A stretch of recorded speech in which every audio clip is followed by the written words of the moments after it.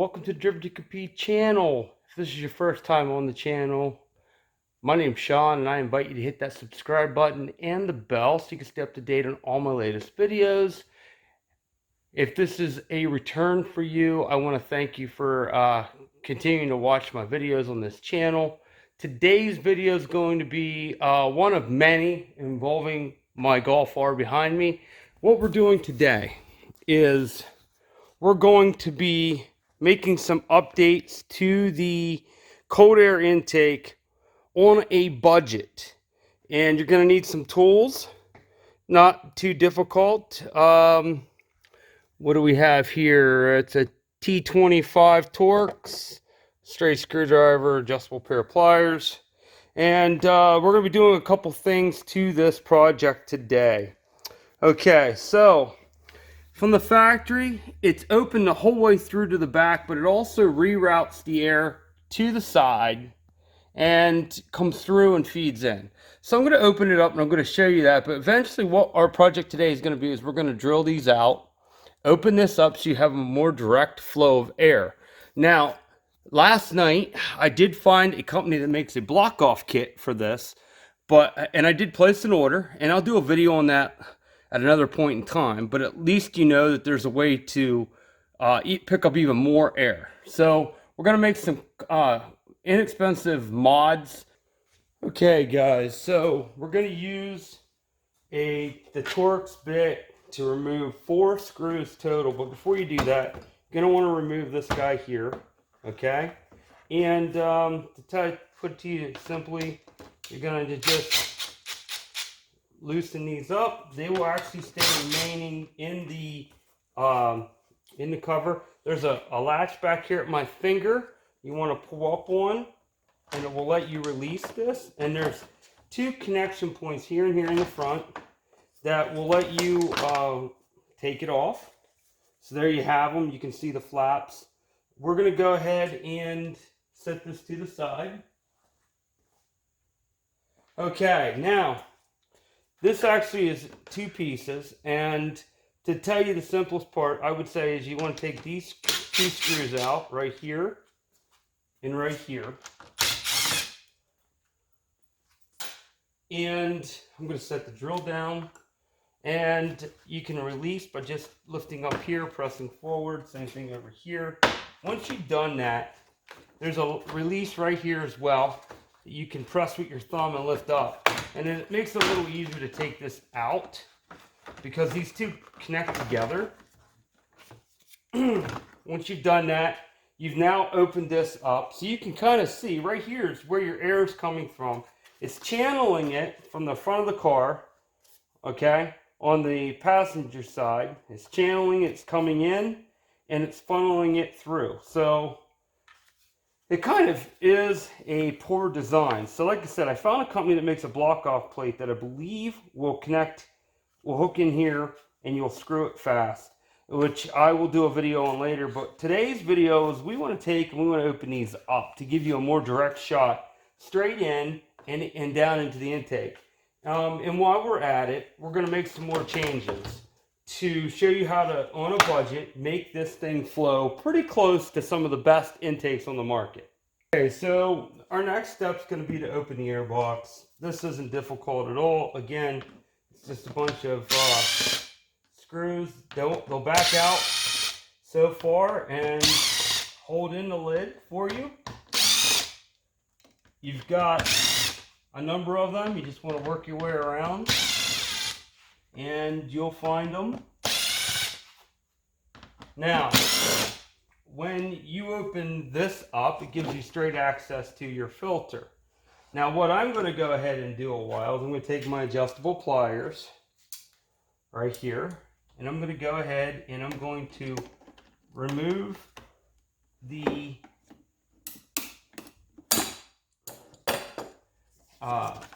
that, so it lets me open this up better for you.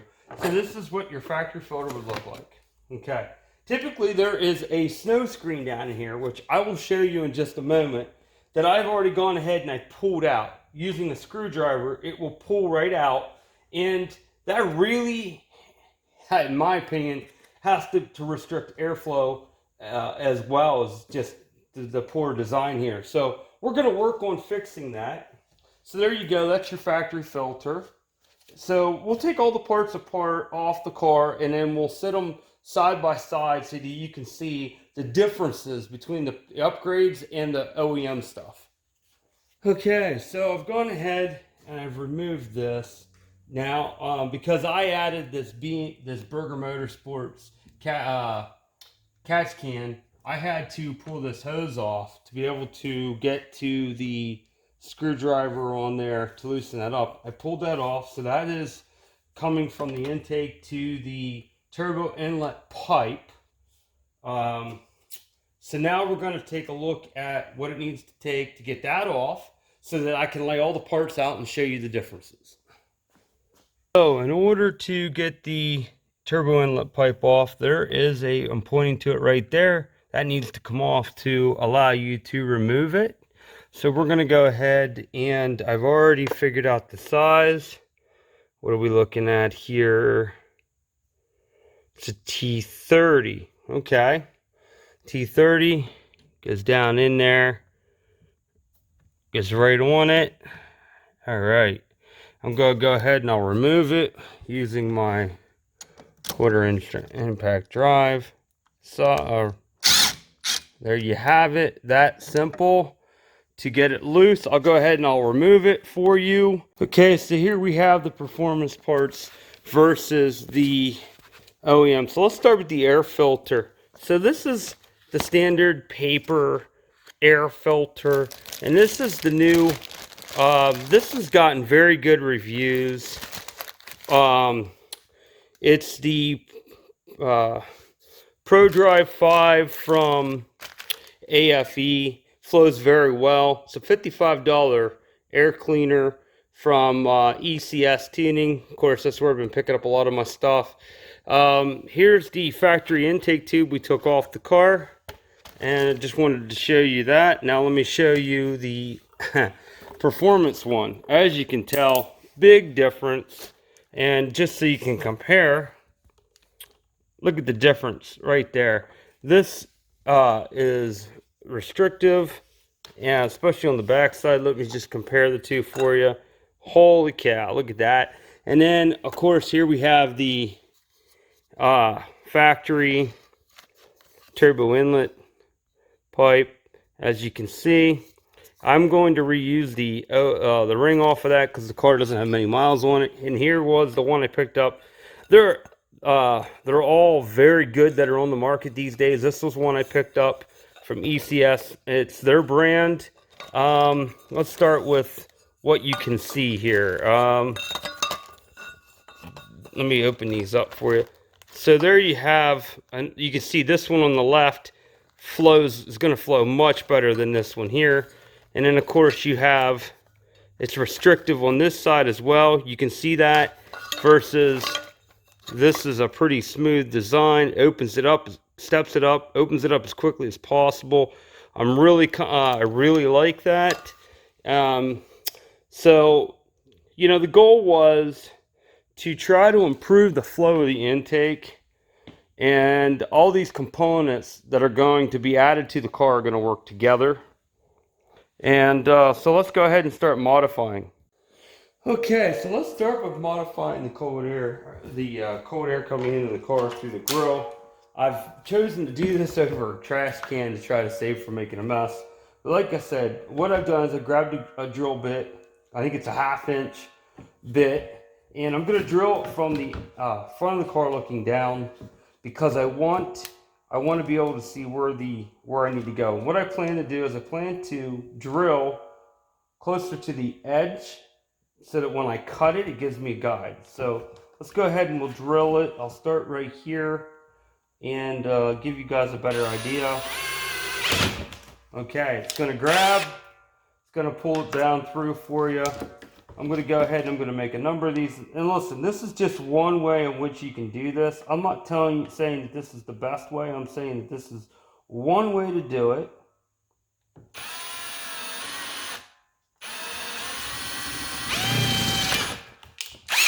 Okay. Again, as you can see here, I'm trying to give myself something that I can go from hole to hole, a whole way around to cut this out. So I'm going to start right here in the corner again. Go the right direction first, that would help. Okay, so there's what she looks like so far. I've given myself holes on the corners to come around, and I've given myself one in here in the center because you might need to reposition your blade as you're cutting, because I'm going to use a jigsaw. And I know there's going to be people out there probably think, I could do that a different way. Again, there's more than one way to skin the cat, so to speak. I'm just trying to give you guys some examples and show you how I'm doing it. Okay, so I've gone ahead and I've gotten myself the old jigsaw. Man, I gotta tell you, I've had this thing for 20 some years. Still works great. So, here's what I'm gonna do. I'm gonna go ahead and I'm gonna try to let the machine just do its thing, but I wanted to try to show you, and hopefully you can see what I'm doing here. So I'm gonna have to put a little bit of force down on it. There we go. So again, I'm gonna use a file later here to clean these up.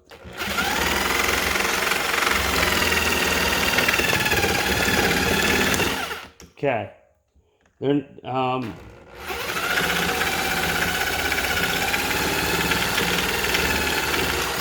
sure, clean that one up a little better.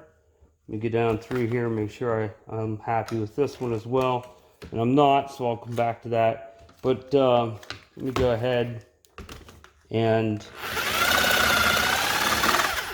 okay. Gone ahead and I've cut these out enough that I can go to the next step. So I want to show you exactly what it looks like. So there you have it. Okay, it's the basic shape. Now you can see from how this dips down from the drill bits that there's some material here that can be removed. So I'm going to use a really aggressive file to do that, and I'm going to do it from this side because I can see, as an example, I can see where my points are at. So just going to sit here and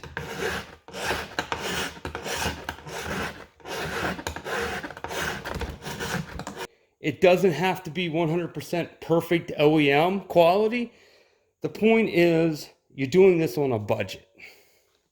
So with that said, let me go ahead and I'll finish this up and then I'll show you the finished product. So let me show you what we have here. So there was that was where it was coming in on the driver's side. And then this was closed up, as you remember. And I have even worked these out because it drops back in here.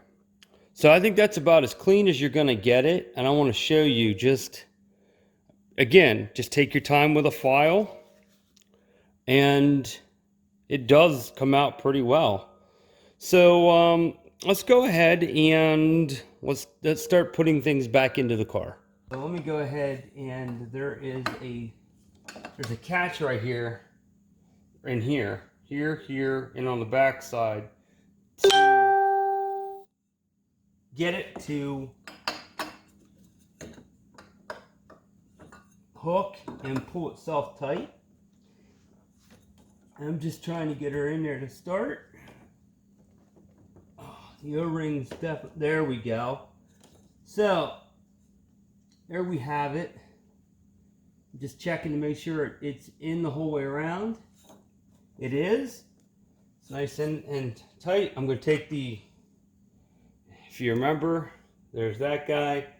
The part back here for it. So we're going to go ahead and I'm going to start it by hand just because I don't want to drop it.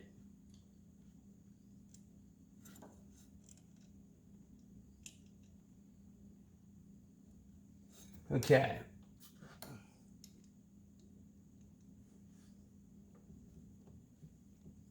Let's see if that's going to pull up tight. And it is. Okay, so put the battery pack back on this guy.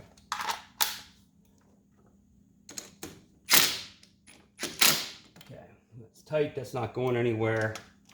Go ahead and nice and snug. Now, in order to put this needs to go on first before you put your tube back on if you're running a similar catch can to my own. So we're going to go ahead and right there, I believe, is how it's supposed to go. So we're going to go ahead and install that. And I'm going to get down over that lip enough that I know I can catch it with the... Alright. Okay, that's the way I want it. I want to be able to get on it with a screwdriver from over here to my left to right. So I'm going to go ahead and see if I can't. Well, there's a problem. Even simple processes like this can sometimes not go well.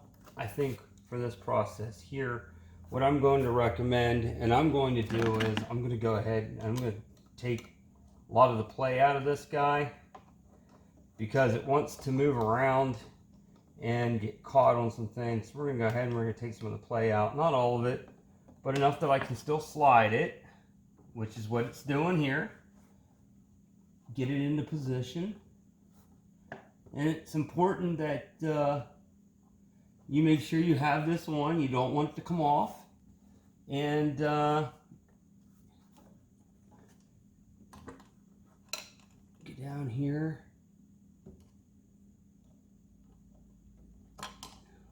And tighten this up. So, that's your snow screen. It snaps down in there into place. If you take a straight screwdriver and you start here first and you work this corner loose and then you start down here and you pull in that corner, you can work the whole thing out. And don't be afraid to, I mean, it's, a lot of people on their videos, they just break these. You might, like that one was, but I mean, at the end of the day, if you ever wanted to put it back in, why damage it? So that's my thought. So I wanted to save it. It's going to go back on the shelf. But there it is. That's your snow screen. That goes in place. And then I love this because where the factory filter really took up headspace, this really frees up space inside there. And then you've just got, you set this on, you put your tube on around it, and you start to tighten it up. So I'm going to go ahead and I'm going to put this thing back together. I have another clamp I have to put on it. I'm not using OEM clamps over again, so I'm going to go ahead and I'm going to grab a couple parts and we'll put it together and I'll show you the finished product. So there was the OEM, and like I said, they make a block off kit to keep some of that, to redivert some of that air that's going straight through. It did cross over, but now we've opened that up as well. So you can see that's a pretty nice clean shot straight into the intake. And like I said, that should be a vast improvement over OEM. So don't take my word for this. Do your research. There's a website, I think it's called mymk7golf.com, or you can go on to your search engine and type in MK7 best intakes. Look for his website. He does a really good comparison. He talks about, first and foremost, the turbo inlet pipes. He tests, I don't know, like 10 different ones on a flow bench to let you know how that goes. And then he'll talk to you about cold air intakes. And I think his best flowing cold air intake was somewhere just over 400 CFM. And the modifications to this, without the block off plate, mind you, is like 383, 380, somewhere like in that ballpark. Just to give you an idea, the factory setup, bone stock, factory airbox, snow screens in place, the paper element is like 323. So this is a much better modification or improvement. Personally, and if you want the look of that aftermarket intake, some of the guys do, then spend the extra money. Personally, for me, I think I'm gonna have, with the block off plate, $235 into the whole thing. Right now, I'm in there like 208, somewhere in that ballpark. So way it sits right now, if you're a Euro guy and this is your, and you got a Golf R, great. Hey, subscribe to the channel, keep checking back. Hey, maybe you're an older Euro person. Well, my buddy's got a Mark II. We've done some videos on a Mark I Rabbit. We've done some videos on his Mark II. We'll probably continue to tinker with that vehicle. Hey, if you're an American Muscle type of person, I've got some videos on here from an old school classic muscle to modern muscle. There'll be a video on that guy right there. I'm in the process of putting a transmission in it, along with a bunch of other things. We're always trying new things here. And, I want to keep doing what I'm doing. I can't do it without your help. So please hit that subscribe button and the bell so you can stay up to date. And please share my videos and my YouTube channel, please. With that said, I can't say thank you enough. I hope you've enjoyed the video. As always, watch, like, subscribe. Have a great day.